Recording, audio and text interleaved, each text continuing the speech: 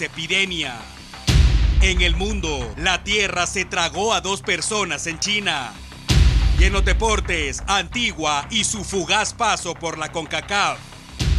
Esto es el servicio informativo que usted necesita. Buenas noches y bienvenidos. Una serie de operativos al oriente del país permitió a las autoridades desarticular una banda dedicada al secuestro y asalto contra migrantes indocumentados.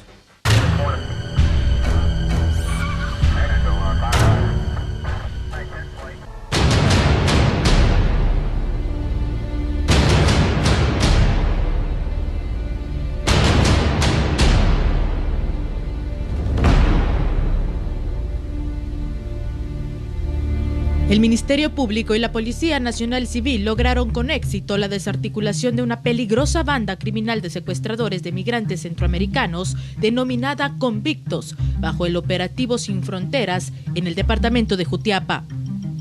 La operación se realizó derivado del proceso estratégico de investigación criminal por expertos de la PNC en combate al crimen organizado y en seguimiento a esta estructura criminal, que ha realizado diversos secuestros en la frontera de Valle Nuevo, Jalpatagua y Conhuaco. Los delincuentes se aprovechaban de las personas migrantes que buscan en Guatemala un refugio previo a alcanzar el sueño americano y lograr llegar a Estados Unidos. Hablamos de niños y adultos que cruzan el río La Paz. Ahí son secuestrados y luego trasladados a cerros del sector donde permanecían en cautiverio y a la intemperie. Durante este tiempo, familiares eran sometidos a exigencias del pago de rescate a cambio de no matar a su familia. Además, a estos presuntos criminales se les vincula también el secuestro de 2 menores de edad salvadoreñas, rescatadas por la Fuerza de Tarea y Comando Antisecuestros el 29 de julio del 2015 en Estanzuela, Zacapa. Y desde ese año guardan prisión el presunto cabecilla de esta estructura criminal, Lauger Francisco Rodríguez, junto a Edwin Omilio Arana Rivera. Es una banda que se dedica a secuestrar a personas que vienen del Salvador, tienen alianza con los conocidos como coyotes, que le ofrecen a las personas trasladarlas de forma ilegal a Estados Unidos, pero en la entrada a Guatemala con la frontera del Salvador, las secuestran, se los llevan a áreas boscosas y inician las negociaciones ya sea con las personas que les han conocido en El Salvador o con los familiares en Estados Unidos. Según el subdirector de investigación criminal de la PNC, Stu Velasco, el ahora presunto encargado de la estructura criminal, José Danilo Polanco Asensio, trabajaba como maestro de nivel primario. Líder de la estructura operativa, quien en su vida social era un maestro de educación primaria, de cuarto primaria, con niños a su cargo, que sin embargo la investigación seria de la PNC lo vincula a negociaciones de secuestro, a planificaciones y ejecuciones de secuestros en el área, por lo cual hoy fue detenido. Según el informe policial, en lo que va del año se registran 65 capturas de presuntos secuestradores y 11 bandas dedicadas a este tipo de flagelo han sido desarticuladas.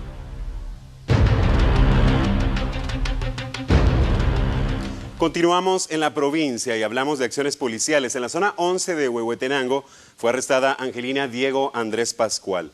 Según la orden de captura en su contra, está acusada de lavado de dinero y las investigaciones continúan para dar con el resto de la banda que presuntamente integra a esta mujer. Las autoridades indicaron que pronto habrán más capturas.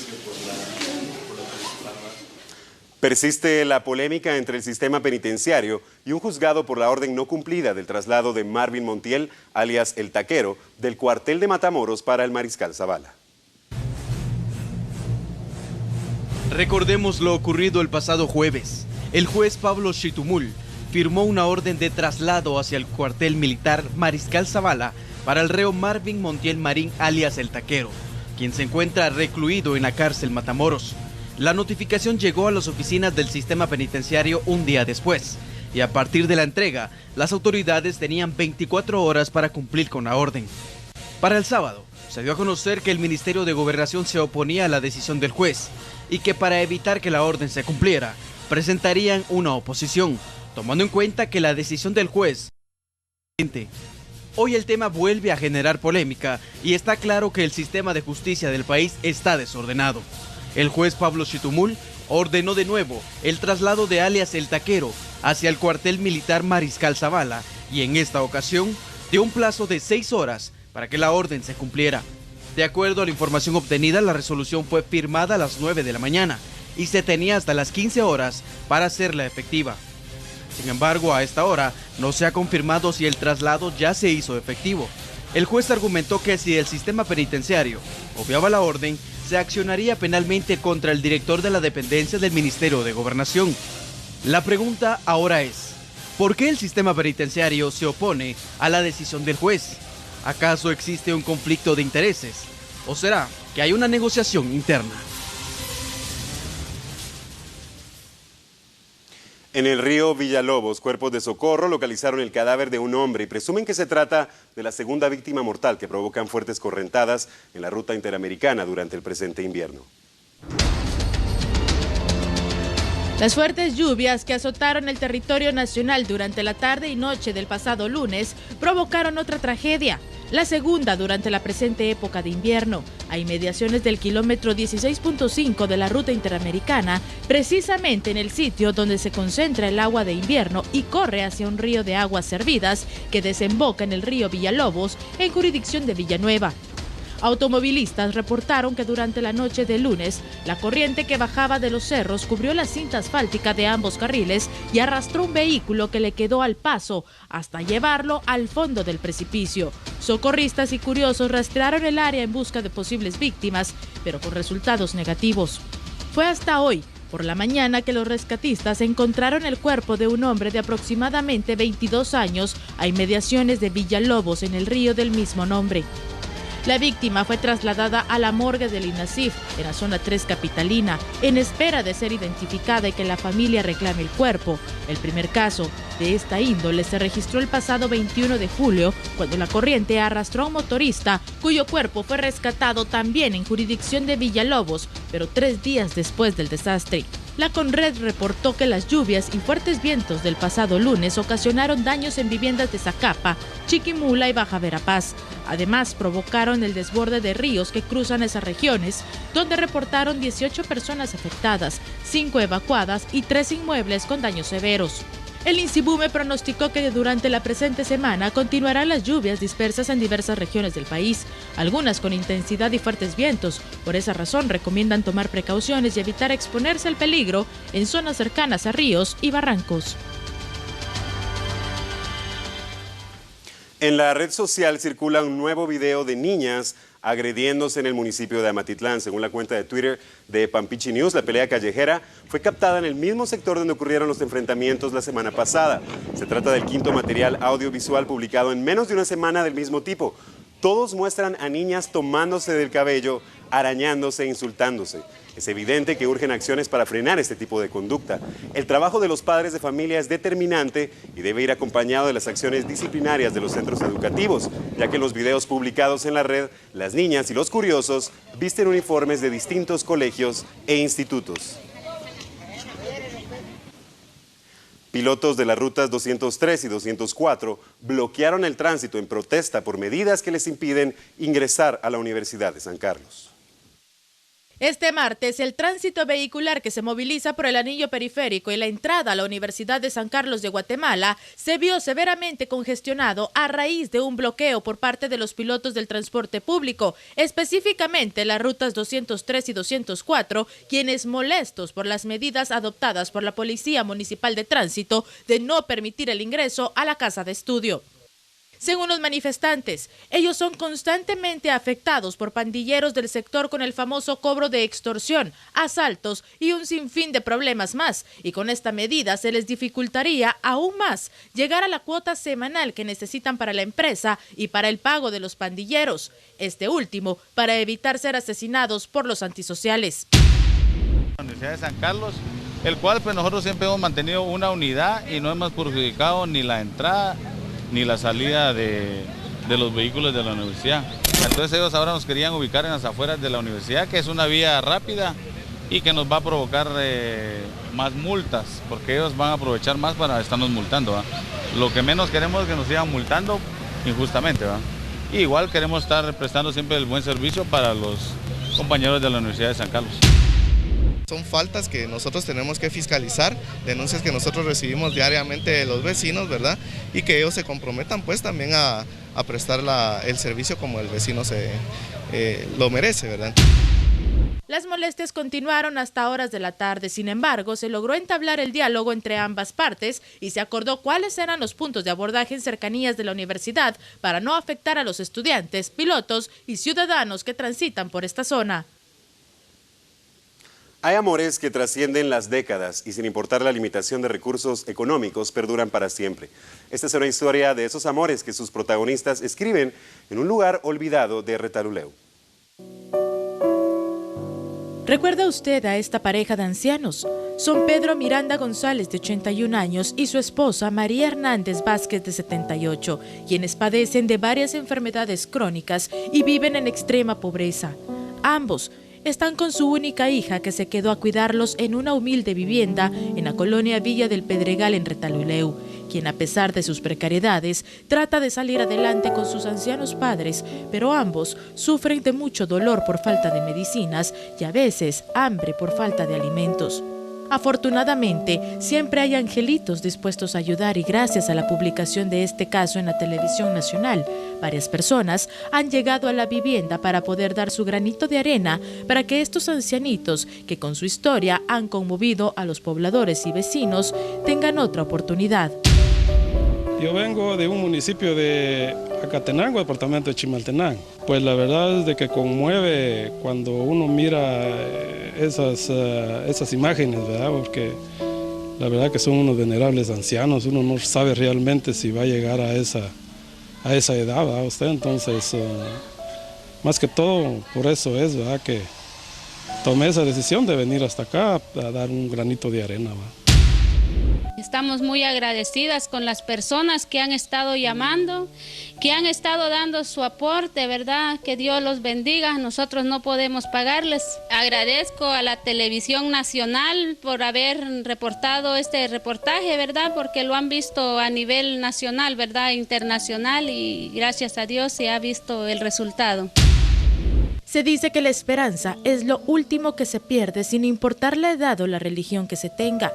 Si usted siente el llamado de su corazón para ayudar, por favor, comuníquese al teléfono 5031-2641 y hagamos que los años de vida de esta pareja sean en paz y con amor.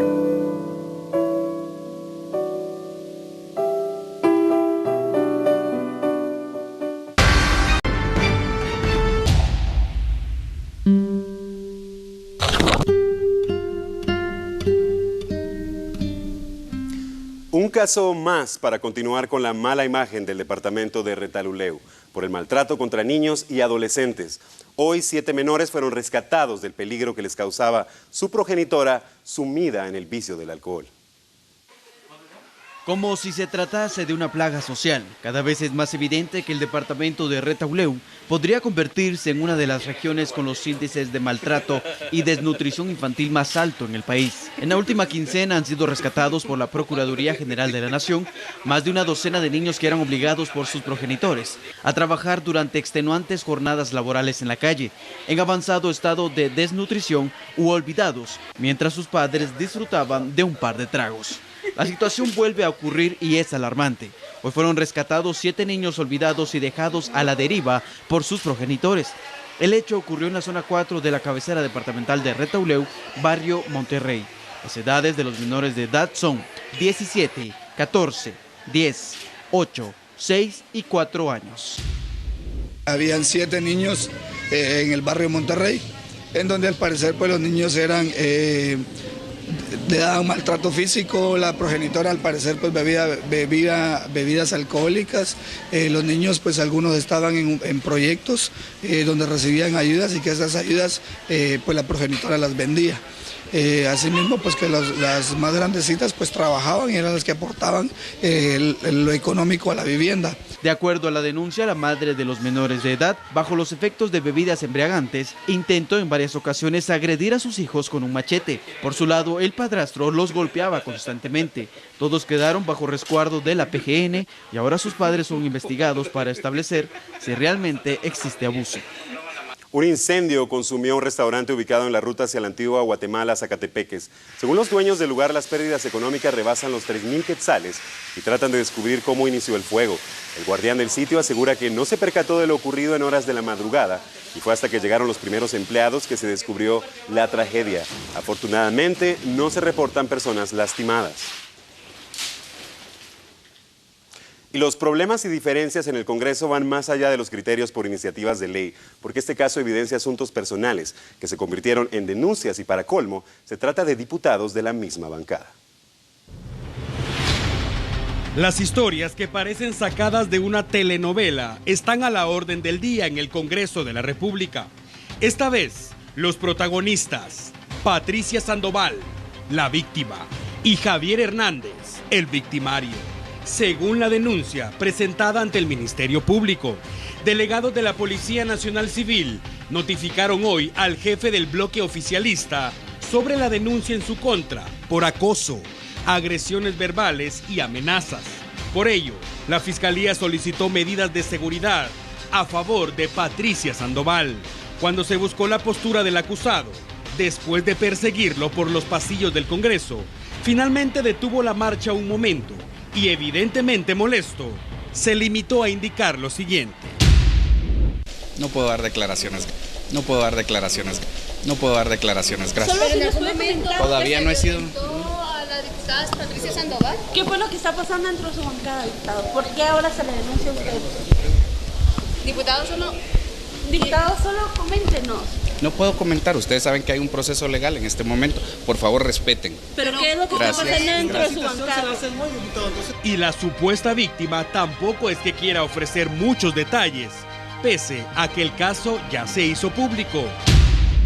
Yo creo que va a haber un momento oportuno en donde voy a poder emitir un criterio que vaya a poder, que no vaya a entorpecer un procedimiento que ya se inició. Temo en este momento por mi salud, que es ahorita para mí lo más importante.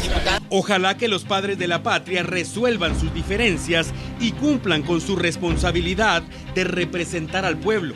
Y ojalá también que este caso no vaya a terminar con un videíto de esos que están de moda en la red, donde los problemas se resuelven a puño limpio. Desolado y con un ambiente interminable de temor quedó el mercado de Jocotales por la ausencia de vendedores y compradores temerosos por el incontrolable índice de extorsiones. El mercado de Jocotales de la zona 6 se muestra como una antesala de un pueblo fantasma. Los vendedores decidieron abandonar sus puestos ante el temor de ser asesinados por los extorsionadores. Algunos encuentran fortaleza y valentía en el Ser Supremo para abrir sus negocios, porque allí es donde obtienen el pan diario de su familia. Un nerviosismo, ¿verdad? Una tensión de que a uno lo hace valiente, ¿verdad? Pero solo Dios está con nosotros ahorita en estos momentos. Tenemos que ser fuertes y valientes porque tenemos necesidad de trabajar. Algunos locales y puestos de venta quedaron abandonados de forma temporal, pero otros vendedores optaron por retirarse definitivamente. Aquí quedaron los espacios que por décadas fueron el lugar de trabajo para decenas de familias guatemaltecas que hoy viven arrodilladas y sometidas ante la incontrolable ola delincuencial en el país. No tienen cómo pagar, ¿verdad? Sin mucho dinero, pero hay algunos que siguen viniendo por la necesidad siempre de su trabajo, ¿verdad? Porque hay que comer y tenemos mucha necesidad siempre. Quienes desafían a la muerte abren sus locales para vender sus productos a los pocos compradores que por necesidad los visitan, con la débil esperanza de que algún día los extorsionistas sean capturados y los dejen trabajar en paz.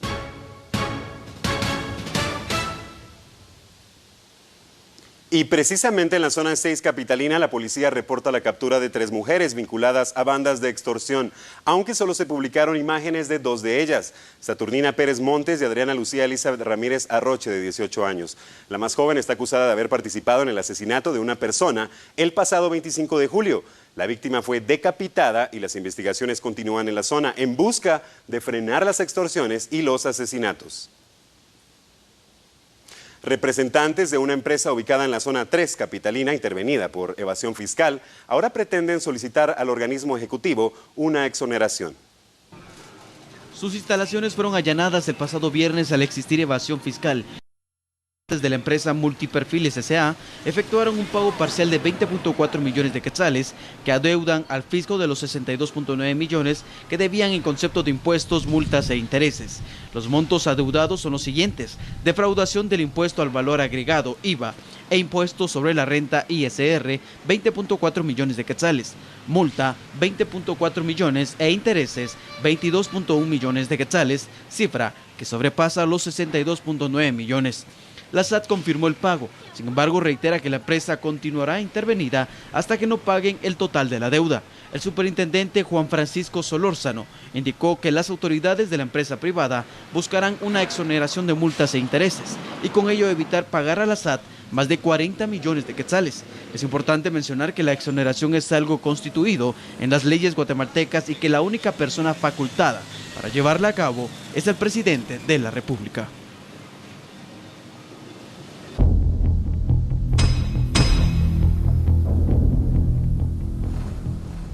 Los niños de 5 a 12 años deben de estudiar y utilizar las destrezas de sus manos para las manualidades. Pero este caso al sur del país demuestra todo lo contrario, porque estos futuros ciudadanos cumplen funciones que solo ponen en riesgo su integridad física y su desarrollo.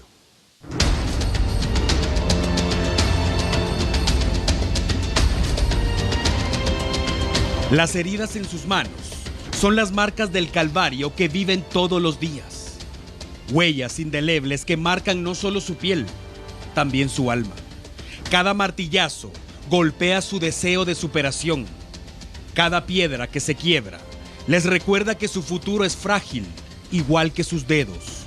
Y cada vez que terminan la tarea del día, se dan cuenta que su oportunidad de salir adelante se vende tan barato como un montón de piedras quebradas. Esa es la triste realidad de las familias Picapiedra, que se ubican a la orilla de la ruta hacia el sur del país. Hombres, mujeres, niños y personas de la tercera edad, no importa. Todos parecen estar condenados a la misma tortura para poder obtener unos cuantos centavos que les permitan sobrevivir. Es difícil que estas personas accedan a ofrecer declaraciones, pero cuando algunos lo hacen, como este niño, sus palabras son la muestra de que definitivamente estamos haciendo las cosas mal. ¿Y estudias? No, ¿por qué? Que no tiene mi mamá cómo mandarme a estudiar. ¿Desde qué edad trabajas aquí? De chiquito. Me duele mi espalda. ¿Y qué más te duele? Y mi mano. El padre de este pequeño se llama Joaquín. Asegura que sus padres se dedicaron a este oficio y todo indica que sus hijos y nietos harán lo mismo. A orillas del río Samalá, don Francisco, otro guatemalteco que dice haber subsistido picando piedra durante muchos años. Igual que todos, es propenso a padecer enfermedades respiratorias y de la piel, sin olvidarse de las fracturas en sus dedos. Las familias Picapiedra existen. Quizá el Estado se olvidó de ellas y el empresario trata de que nadie los vea, pero están ahí. Son guatemaltecos. Son seres humanos con ganas de vivir, con sueños y la esperanza de un futuro mejor, pero cubiertos con un manto de desinterés, bajo la sombra de la apatía y acechados todos los días por el miedo y la angustia.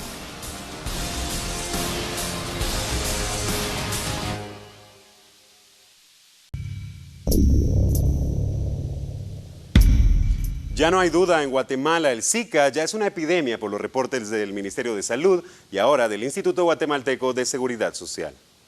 Por medio de una publicación en la red social, el Instituto Guatemalteco de Seguridad Social IX informó de 39 casos confirmados del virus del Zika en pacientes afiliados y beneficiarios que atienden sus unidades médicas en todo el territorio nacional.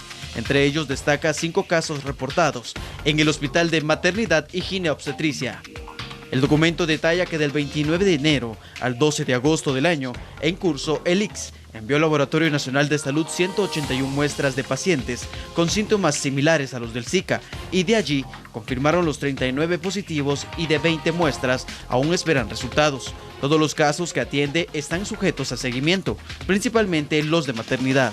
Los síntomas del Zika son similares a los del dengue y del chikungunya: dolor intenso de cabeza, fiebre, conjuntivitis, debilidad, fatiga, vómitos, diarrea, dolor abdominal, dolor muscular y dolor en las articulaciones. Autoridades de salud mantienen la recomendación para prevenir la proliferación del zancudo causante del Zika. Evite acumulación de basura, retire llantas y chatarra que aprovecha el insecto para la crianza de larvas. Permita a los delegados debidamente identificados la fumigación de inmuebles y si padece alguno de los síntomas descritos, asista al médico o al centro de salud para ser evaluado. Todo parece indicar que se le acaban las artimañas a la expresidenta de la Corte Suprema de Justicia, Beatriz Ofelia de León, y a su hijo Roberto Barreda por retrasar el proceso del caso Zika Visa. A pesar que la ex magistrada de la Corte Suprema de Justicia, Ofelia de León, recusó al juez Miguel Ángel Gálvez durante la segunda audiencia de recepción de pruebas en el caso que se lleva contra su hijo por su presunta responsabilidad en el asesinato y desaparición de su esposa Cristina Zika Visa en el 2011, el juez omitió el detalle y ordenó continuar con la diligencia, aduciendo que al finalizar la recepción de pruebas por parte del Ministerio Público resolvería la recusación planteada por de León. Durante esta jornada, el Ministerio Público presentó 29 medios de prueba, entre los que se incluye la declaración del hijo de la pareja y de la ex empleada doméstica, quien asevera haber escuchado constantes peleas durante los 5 años que trabajó para ellos, hasta el 7 de julio del 2011. También se presentó un video de la recreación de lo que ocurrió esa noche de julio del 2011. Barreda ha sido señalado por la Fiscalía de ser el presunto responsable de la muerte de Cristina y mantiene la hipótesis que dentro de una discusión hubo violencia física y que Roberto supuestamente mató a su esposa a golpes y luego desapareció el cuerpo. Fue hasta 27 meses después de estar prófugo junto a sus 2 pequeños hijos que fue capturado en México en noviembre del 2008. Roberto Barreda enfrenta proceso por el delito de femicidio, maltrato contra personas menores de edad y amenazas, mientras que su madre, el delito de amenazas contra la principal testigo, Olga Say. En la sala de apelaciones de mayor riesgo se resolvió este día que los 8 militares en situación de retiro, vinculados al caso Creón Paz, enfrenten juicio oral y público. Los señalados habrían cometido delitos de lesa humanidad durante el conflicto armado interno, específicamente entre 1980 y 1983, según la denuncia del Ministerio Público. Entre los acusados figura Benedicto Lucas García, hermano del expresidente Fernando Romeo Lucas García. Yo ni siquiera estuve en la zona militar de... Presidentes de los países que conforman el Triángulo Norte de Centroamérica acordaron acciones conjuntas para enfrentar el crimen organizado. Los presidentes de El Salvador, Guatemala y Honduras acordaron este martes conformar una fuerza conjunta para combatir el crimen organizado transnacional, incluyendo a las pandillas. La primera acción será la puesta en marcha de una fuerza trinacional conformada por las policías y ejércitos de estos países que constituyen el Triángulo Norte de Centroamérica para vigilar las zonas fronterizas y combatir el tráfico ilegal de armas y drogas, así como el ingreso de criminales o miembros de pandillas. Los mandatarios decidieron mantener un intercambio de información permanente sobre movimientos de criminales y de grupos delictivos organizados y la detención y entrega expedita de criminales reclamados por la justicia y que huyan de un país a otro. Se espera que para septiembre inicien las acciones implementadas por cada país en la lucha contra pandillas y crimen organizado. Y de regreso en Retaluleu, la irresponsabilidad del piloto de un vehículo particular al conducir bajo efectos de licor provocó un percance con saldo de 4 personas heridas. Un aparatoso accidente de tránsito ocurrió en el kilómetro 187 en la carretera que comunica con el municipio de San Martín Zapotitlán, Retaluleu. El hecho fue protagonizado por un hombre que conducía su vehículo presuntamente bajo los efectos de bebidas embriagantes y que colisionó contra una motocicleta. Por el percance, resultaron heridos el conductor del vehículo de 2 ruedas, Juan José Argueta, de 52 años, y su acompañante, Bosbeli Aguilar, de 24. Los socorristas rescataron de entre los hierros retorcidos el automóvil a Mario Eduardo Coyoy, de 27, y José Luis Raimundo Mejía, de 32, ambos en estado etílico. Testigos del accidente indicaron que el automotor era conducido a excesiva velocidad y ello provocó que perdieran el control del vehículo, saliéndose de la cinta asfáltica. Las autoridades retuvieron a los pasajeros del automóvil de manera preventiva y buscan a un hombre y una mujer más que aparentemente huyeron del lugar tras el percance.